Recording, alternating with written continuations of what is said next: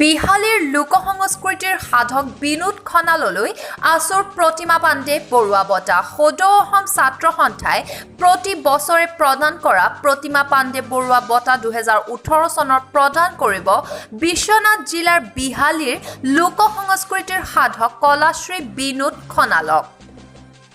সদৌ অসম ছাত্ৰ সন্থাই আনুষ্ঠানিকভাৱে ঘোষণা কৰে এই বঁটা প্ৰাপকজনৰ নাম। বিনোদ খনালক এই বঁটা প্ৰদানৰ কথা ঘোষণা হোৱাৰ লগে লগে উৎফুল্লিত হৈ পৰিছে তেওঁৰ নিজা গাঁও বটিয়ামাৰীৰ লগতে সমগ্ৰ বিহালী অঞ্চল।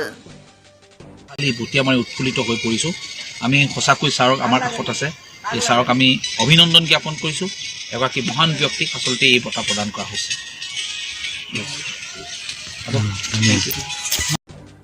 গহপুৰৰ পৰা মাধৱ শৰ্মাৰ ৰিপৰ্ট, গুৱাহাটী টাইমছ।